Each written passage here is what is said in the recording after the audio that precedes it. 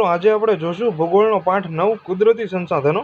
તો સંસાધનોનું વર્ગીકરણ જોઈએ તો સંસાધનોનું વર્ગીકરણ 4 પ્રકારે થાય છે: માલિકીની દ્રષ્ટિએ, પુનઃપ્રાપ્યતાની દ્રષ્ટિએ, વિતરણની દ્રષ્ટિએ અને ઉપયોગની દ્રષ્ટિએ। હવે માલિકીની દ્રષ્ટિએ જોઈએ તો કે પારિવારિક વ્યક્તિગત સંસાધન, રાષ્ટ્રીય સંસાધન જે રાષ્ટ્રનું હોય અને વૈશ્વિક સંસાધન જે વિશ્વનું હોય। પુનઃપ્રાપ્યતાની દ્રષ્ટિએ જોઈએ તો કે પુનઃપ્રાપ્ય સંસાધન એટલે કે મળી શકે તેવું સંસાધન ફરીવાર, પુનઃ અપ્રાપ્ય સંસાધન એટલે કે એકવાર ઉપયોગ કર્યા પછી ન મળે તેવું સંસાધન, વિરલ સંસાધન અને એકલ સંસાધન। હવે વિતરણની દ્રષ્ટિએ જોઈએ તો કે સર્વસુલભ સંસાધન, સામાન્ય સંસાધન, સંભવિત સંસાધન અને અજ્ઞાત સંસાધન। ઉપયોગની દ્રષ્ટિએ જોઈએ ઉપયોગ થયા વગરના સંસાધનો અને ઉપયોગ ન થઈ શકે તેવા સંસાધનો। હવે એનો સ્વાધ્યાય જોઈએ। નીચેના પ્રશ્નો માટે આપેલા વિકલ્પોમાંથી સાચો વિકલ્પ પસંદ કરી ઉત્તર આપો। વિભાગ એ છે। પહેલો સવાલ છે, એન્ટાર્કટિકા ખંડની માલિકી કોની ગણાય છે? તો જવાબ આવે વૈશ્વિક। બીજો સવાલ છે, કોલસો એ કેવા પ્રકારનું સંસાધન છે? તો જવાબ આવે વિરલ સંસાધન। ત્રીજો સવાલ છે, સંસાધન ભૂગોળમાં કેન્દ્ર સ્થાને કોણ છે? તો જવાબ આવે માનવી। ચોથો સવાલ છે, અમૂલ ડેરી ક્યાં શહેરમાં છે? તો એમાં જવાબ આવે આણંદ। ત્યારબાદ વિભાગ બી આવે છે। નીચેના પ્રશ્નોના ઉત્તર 1-2 વાક્યોમાં આપો।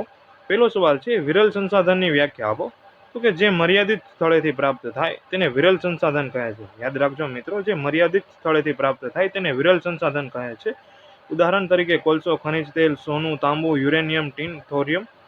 બીજો સવાલ છે, ગ્રેફાઇટ કયા પ્રકારની ખનિજ છે? તો કે ગ્રેફાઇટ અધાત્વિક એટલે કે અધાતુમય પ્રકારની ખનિજ છે। ત્રીજો સવાલ છે, ભૂમિગત જળ એટલે શું? તો કે નદી, સરોવર, સમુદ્ર વગેરે જળ સ્વરૂપમાંથી પાણીનો કેટલો ભાગ ધીમે ધીમે જમીનના અંદરના ભાગમાં એકત્ર થાય એટલે કે ભેગો થાય તેને ભૂમિગત જળ કહેવાય। ત્યારબાદ ચોથો સવાલ છે, નર્મદા નદી પર કઈ યોજના તૈયાર થઈ છે? તો કે નર્મદા નદી પર સરદાર સરોવર યોજના તૈયાર થઈ છે। ત્યારબાદ વિભાગ સી આવે છે। નીચેના પ્રશ્નોના સંક્ષિપ્તમાં ઉત્તર આપો। પહેલો સવાલ છે, સંસાધન એટલે શું? પૃથ્વી પર મળી આવતા કુદરતી પદાર્થોનો ઉપયોગ માનવીએ પોતાના વિકાસ માટે કર્યો હોય તેવા પદાર્થોને કુદરતી સંસાધન કહે છે। તેમાં જૈવિક અને અજૈવિક તત્વોનો સમાવેશ થાય છે અને સંસાધન તરીકે ઓળખવામાં આવે છે। બીજો સવાલ છે, સંસાધનોનું વર્ગીકરણ કરો, જે હમણાં આપણે ઉપર જોઈ ગયા। 4 પ્રકારે સંસાધનોનું વર્ગીકરણ થાય છે। માલિકીની દ્રષ્ટિએ તો એમાં આવે પારિવારિક સંસાધન, રાષ્ટ્રીય સંસાધન અને વૈશ્વિક સંસાધન। બીજું છે, પુનઃપ્રાપ્યતાની દ્રષ્ટિએ જોઈએ તો કે પુનઃપ્રાપ્ય સંસાધન, પુનઃ અપ્રાપ્ય સંસાધન, વિરલ સંસાધન અને એકલ સંસાધન। ત્રીજું છે, વિતરણની દ્રષ્ટિએ તો કે સર્વસુલભ સંસાધન, સુલભ સંસાધન, સામાન્ય સંસાધન અને સંભવિત સંસાધન અને અજ્ઞાત સંસાધન। ચોથું છે, ઉપયોગની દ્રષ્ટિએ તો કે ઉપયોગ થયા વગરના સંસાધનો અને ઉપયોગ ન થઈ શકે તેવા સંસાધનો। ત્યારબાદ ત્રીજો સવાલ છે, ઉપયોગ થયા વગરના સંસાધનો એટલે શું? તો કે યુરોપીય પ્રજાઓ ઉત્તર અને દક્ષિણ અમેરિકા ખંડ સુધી વિસ્તરી ન હતી, એટલે કે દક્ષિણ અમેરિકા ખંડ સુધી વિસ્તરી ન હતી ત્યાં સુધી આ ખંડો પર રહેલા સંસાધનો ઉપયોગ થયા વગરના સંસાધનો હતા। ચોથો સવાલ છે, વ્યાપારિક ધોરણે ડેરી ઉદ્યોગનો વિકાસ ક્યાં દેશમાં થયો છે? તો કે વિશ્વમાં ભોજનમાં સૌથી વધુ ઉપયોગ દૂધ અને દૂધની બનાવટોનો છે।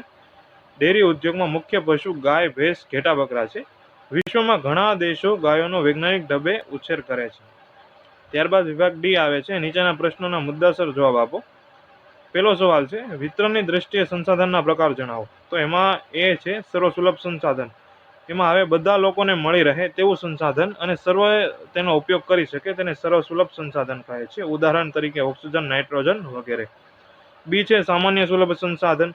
તો કે સામાન્ય રીતે બધા લોકોને પ્રાપ્ત થાય તેવું સંસાધન। ઉદાહરણ તરીકે જળ, જમીન, ચરણ ભૂમિ। સી છે સંભવિત સંસાધનો।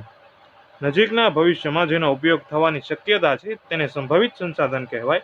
જેમ કે ઉત્તર ભારતમાં ઉત્તરાખંડ, હિમાલય પ્રદેશ વગેરે રાજ્યોમાં પહાડી પ્રદેશમાં જળ વિદ્યુત માટે અનુકૂળતા છે।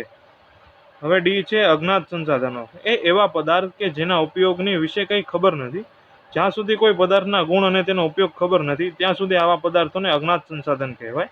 જેમ કે એમેઝોન નદીના મુખ ત્રિકોણ પ્રદેશમાં વસવાટ કરતા લોકોને રબરના વૃક્ષની ખબર ન હતી અને ઓળખતા ન હતા અને તેના ઉપયોગની પણ ખબર ન હતી, તેથી તેને અજ્ઞાત સંસાધન કહે છે। આજે રબરનો સૌથી વધુ ઉપયોગ વાહનો માટે ટ્યુબ બનાવવામાં થાય છે।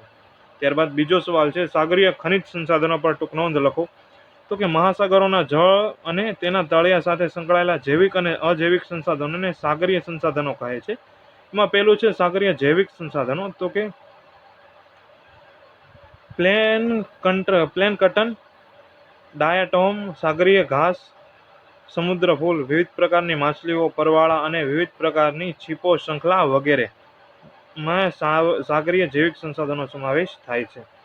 બીજું છે સાગરીય ખનિજ સંસાધનો. તો કે સાગરીય જળમાં ઓગળેલા ખનિજોમાં મીઠું, બ્રોમિન, મેગ્નેશિયમ, જસત, યુરેનિયમ, થોરિયમ વગેરેનો સમાવેશ થાય છે.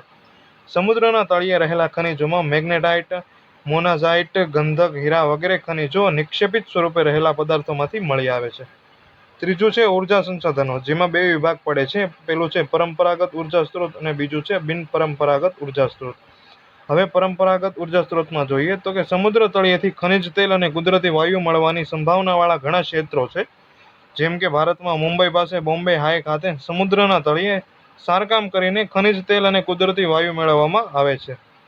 હવે બિનપરંપરાગત ઉર્જા સ્ત્રોત જોઈએ તો કે સમુદ્રના કાંઠે આવતી ભરતી ઓટ અને સમુદ્રના પ્રચંડ તરંગોનો ઉપયોગ કરી ભરતી ઉર્જા મેળવી શકાય છે. ફંડીની ખાડીમાં ઉછળતા મોજામાંથી વીજળી પેદા કરી શકાય છે. ત્યારબાદ ત્રીજો સવાલ છે ખનિજોનું વર્ગીકરણ કરો. તો પેલા ખનિજ જોઈએ કે ચોક્કસ અણુરોજના રાસાયણિક બંધારણ અને સમાન ગુણધર્મ ધરાવતા ઘન, પ્રવાહી કે વાયુ પદાર્થને ખનિજ કહેવાય. જૈવિક અજૈવિક પદાર્થો ગરમી અને દબાણને લીધે પરિવર્તન પામીને ચોક્કસ રાસાયણિક બંધારણ ધરાવે તેને પણ ખનિજ કહેવાય. હવે ખનિજોનું વર્ગીકરણ જોઈએ તો ખનિજોનું વર્ગીકરણ 3 પ્રકારે થાય છે. પેલું છે ધાત્વિક ખનિજો એટલે કે ધાતુમય ખનિજો, જેમાં આવે છે ઉષ્મા અને વિદ્યુતની વાહન ખનિજોને ધાતુમય ખનિજ કહે છે. ઉદાહરણ તરીકે લોખંડ, તાંબુ, સોનું, સીસુ, જસત, પારો, પ્લેટિનિયમ વગેરે. હવે બીજું છે અધાત્વિક ખનિજો. તો કે ઉષ્મા અને વિદ્યુતની અવાહક ખનિજોને અધાતુમય ખનિજ કહે છે. ધાત્વિક ખનિજોમાં ઉષ્મા અને વિદ્યુતની વાહક ખનિજોને ધાતુમય ખનિજ કહેવાય છે, જ્યારે અધાત્વિક ખનિજમાં ઉષ્મા અને વિદ્યુતની અવાહક ખનિજોને અધાતુમય ખનિજ કહે છે.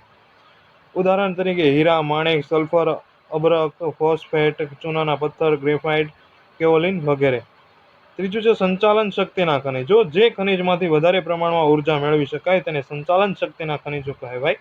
ઉદાહરણ તરીકે કોલસો, ખનિજ તેલ, કુદરતી વાયુ, થોરિયમ, રેડિયમ વગેરે. હવે ત્યારબાદ વિભાગ ઈ આવે છે. નીચેના પ્રશ્નોના સવિસ્તર જવાબ આપો.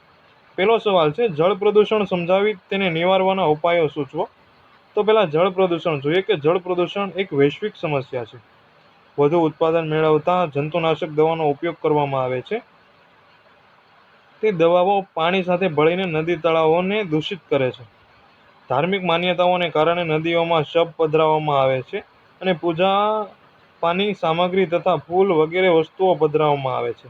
ઉદાહરણ તરીકે ગંગા, હરિદ્વાર નદીના કિનારે મંદિરના આરતીના સમયે પ્રગટાવેલા હજારો દીવા વહેતા મૂકવાની પરંપરા ચાલી આવી છે. મોટાભાગના શહેરો નદી કિનારે વિકાસ પામ્યા છે, તેથી શહેરનું ગંદુ પાણી કારખાનાનું દૂષિત પાણી નદીમાં છોડવામાં આવે છે.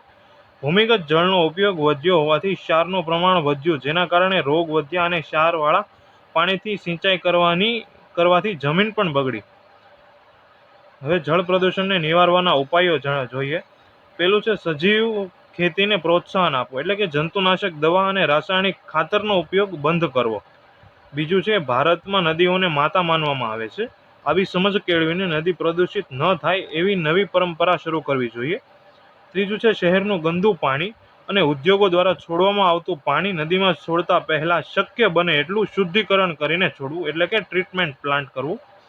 હવે ચોથું છે ભૂમિગત જળનો ઉપયોગ ઘટાડવા માટે વરસાદી જળનો વધુને વધુ સંગ્રહ થાય અને આધુનિક ટેકનોલોજીનો ઉપયોગ કરીને ઓછા પાણીના ઉપયોગથી ખેતી થાય.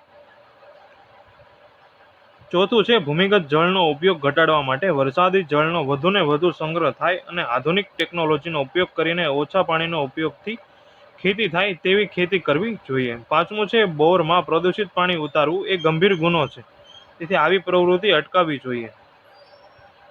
હવે બીજો સવાલ જોઈએ કે સાગરીય સંસાધન સંબંધી સમસ્યાઓ જણાવી તેના ઉકેલ જણાવો.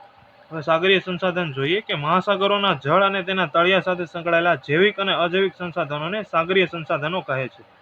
આજે પૃથ્વી કરતાં વધુ કુદરતી સંસાધનો સમુદ્રમાં છે. હવે સાગરીય સંસાધન સંબંધી સમસ્યા જોઈએ. અનિયંત્રિત મત્સ્યાન માછલીને મારી આ સંપત્તિનું પ્રમાણ ઘટવા લાગ્યું છે. સાગરીય પારિસ્થિતિક તંત્ર પર અવળી અસર થઈ છે. કિનારે આવેલા શહેરો અને ઉદ્યોગો પોતાના દૂષિત જળ સમુદ્રમાં ઠાલવે છે, જેના પરિણામે સાગરીય જીવસૃષ્ટિ નાશ પામી રહી છે. સાગર કાંઠે આવેલી ખનિજ તેલની રિફાઇનરીઓએ છોડેલા દૂષિત પાણી અને અન્ય રાસાયણિક પ્રવાહી કચરાથી પરવાળાની જીવસૃષ્ટિ નાશ પામે છે. સ્ટીમરો દ્વારા વહન કરાતું ખનિજ તેલ કેટલીક વાર કોઈ અકસ્માતના કારણે સમુદ્રના પાણી પર ઢોળાય છે, જેનાથી સાગરીય જળ દૂષિત થાય છે અને સાગરીય જીવસૃષ્ટિને મોટી હાનિ થાય છે. હવે એનો ઉકેલ જોઈએ તો કે ઉદ્યોગોના કે શહેરોના દૂષિત પાણી સીધા સમુદ્રમાં છોડવાને બદલે દૂષિત પાણી માટે યોગ્ય ટ્રીટમેન્ટ બાદ તે પાણી સમુદ્રમાં છોડવા જોઈએ. સમુદ્ર જળનો ઉપયોગ શુદ્ધ પાણી મેળવ્યા બાદ અતિ ક્ષારયુક્ત વધેલું પાણી ફરી સમુદ્રમાં ન ઠાલવીને તેનો અન્ય રીતે ઉપયોગ કરવો જોઈએ. સમુદ્રના જૈવ વૈવિધ્ય બચાવવા સમુદ્રના કેટલાક વિસ્તારને મરીન નેશનલ પાર્ક તરીકે જાહેર કરવા જોઈએ. ત્યારબાદ ત્રીજો સવાલ છે, ભૂમિ સંસાધન સાથે જોડાયેલી સમસ્યાઓ વિસ્તારથી સમજાવો. તો ભૂમિ સંસાધન પહેલા જોઈએ. પ્રાચીન કાળથી માનવી જમીનનો વિવિધ રીતે ઉપયોગ કરતો આવ્યો છે. સૌથી વધુ ઉપયોગ ખેતી માટે થાય છે અને ખેતીના ઉપયોગમાં આવતા ભૂમિ ભાગને જમીન કહેવાય અને જ્યારે અન્ય ઉપયોગ થતો હોય ત્યારે તેને ભૂમિ કહેવાય. જમીન પડતર કે ખરાબાવાળી હોય તો માનવી તેને ખેતીલાયક જમીન બનાવે છે. હવે ભૂમિ સંસાધન સાથે જોડાયેલી સમસ્યાઓ જોઈએ. પેલું છે ખેતીલાયક જમીનમાં ઘટાડો. શહેરીકરણ, ઔદ્યોગિકરણ, સડક માર્ગ અને રેલ માર્ગને કારણે ખેતીલાયક જમીનમાં ઘટાડો થયો છે. બીજું છે અતિ સિંચાઈથી ક્ષારીકરણ. વધારે પડતી સિંચાઈ કરવામાં આવે તો જમીનમાં ક્ષાર વધે છે અને લાંબા ગાળે નુકસાન થાય છે. ત્રીજું છે જમીનનું ધોવાણ. વધુ વરસાદથી જમીનનું ધોવાણ થાય અને જમીનનું ઉપરનું પડ બિનફળદ્રુપ બને અને તેની અસર ખેતી ઉપર થાય. ચોથું છે નિર્વિનીકરણ. વન વિસ્તારમાં ઘટાડો. શહેરીકરણ, ઔદ્યોગિકરણ, સડક માર્ગ અને રેલ માર્ગ વગેરેને કારણે વન વિસ્તારમાં ઘટાડો થયો છે. પાંચમું છે ઝૂમ ખેતી. જંગલ પ્રદેશ કાપીને ખેતીલાયક જમીન તૈયાર કરવામાં આવે છે. તે જમીનમાં ઉત્પાદન ઘટી જતા નવા સ્થળે વૃક્ષો કાપીને ખેતી માટેની જમીન તૈયાર કરવામાં આવે તેને ઝૂમ ખેતી કહેવાય છે. છઠ્ઠું છે સઘન ખેતી. જે ખેતીમાંથી ઋતુમાં ત્રણેય પાક લેવામાં આવે અને તેના પરિણામે જમીનની ફળદ્રુપતા ઘટી જાય છે. ચોથું છે માનવ સંસાધન. હવે ચોથો સવાલ આવે છે, માનવ સંસાધન વિશે વિગતે જણાવો.